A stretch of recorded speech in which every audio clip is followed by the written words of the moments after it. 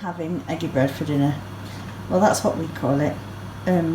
Up here we also, a lot of people also call it gypsy toast or French toast. So I've got eggs, drop of milk, salt and pepper in my bowl, whisk it all up, and then we'll dip the bread in until it's soaked on both sides. Pop it in frying pan with a bit of sunflower oil in it, or vegetable oil, or butter, or whatever you fancy. And fry it and flip it until it's brown and delicious on both sides. This is one of the best ways to eat gluten-free bread, because gluten-free bread is dry. So this makes it delicious. There we go. Doesn't that look nice? And we're going to be adventurous and try it with Henderson's relish, otherwise known as Endo's, from Sheffield.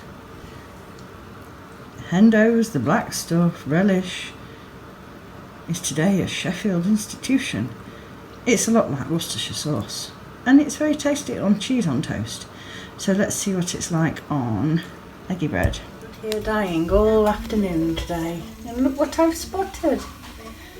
Lots of flower buds. Can you see them, look? Yes, I think we can. So excited. It's that time of year. You know what happens after the moment when you order school Christmas cards. Christmas just jumps up on you like that. You think, we've got ages yet, it's not even Halloween. You pay for the Christmas cards and then boom, it's Christmas. I'm very pleased with these this year. Look at the lovely house on Ivy's.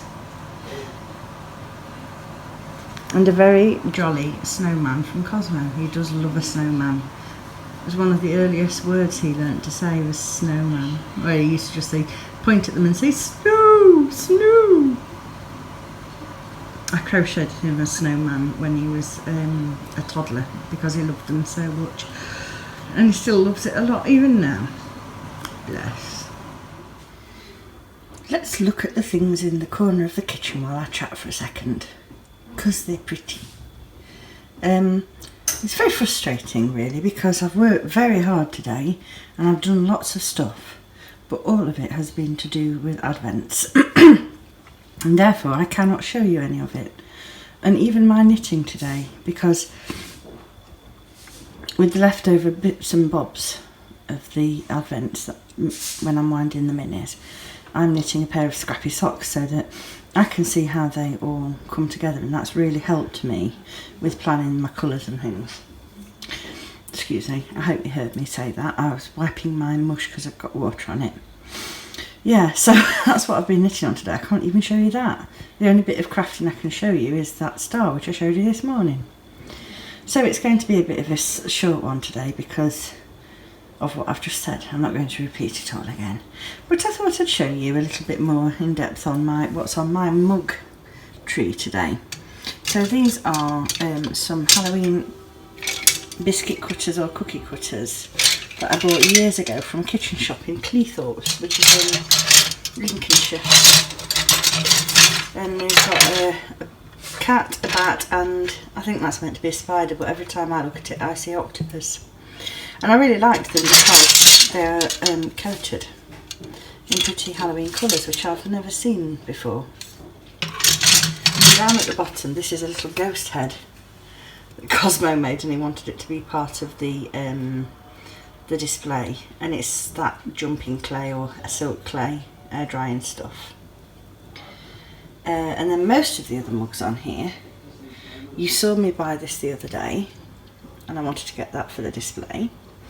And this one I bought that on my birthday a few years ago, well quite a few years ago now, from Homebase. And I think it's a Habitat mug. I think Homebase do Habitat things. Then at the very back here I've got this one, which is a woodland, a purple and white woodland hedgehog design. It looks like a lino cut, and I love that. And it doesn't really show as purple at the moment, but it is.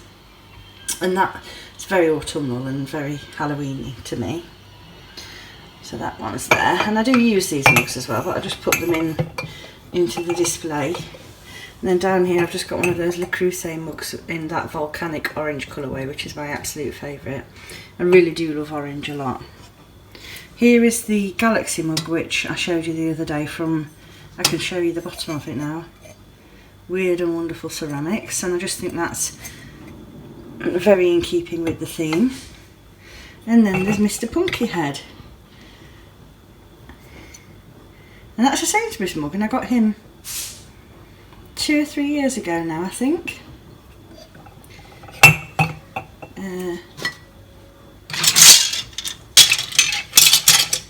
Let's put those back there. And let's put Mr. Ghosty Head back so that Cosmo doesn't wonder what's going on. And then I've just noticed this sign as well. I have a friend who I've worked with years ago who has family in America, and she goes over regularly. And nearly every time she goes over, she brings me something back,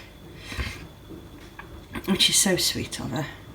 And she saw this and she knew that I would absolutely love it. That's very, those little characters, especially the little pumpkin head in the nightie. That makes me think of The Nightmare Before Christmas. Speaking of which, I must watch that again. But I have been on my feet all day winding mini skeins and dyeing yarn, making tea, sorting things out. And I've got work tomorrow, so I've got to be up early anyway. So I'm going to say night night to my display and night night to you, and hopefully tomorrow I'll have something a bit more exciting to show you. Bye bye!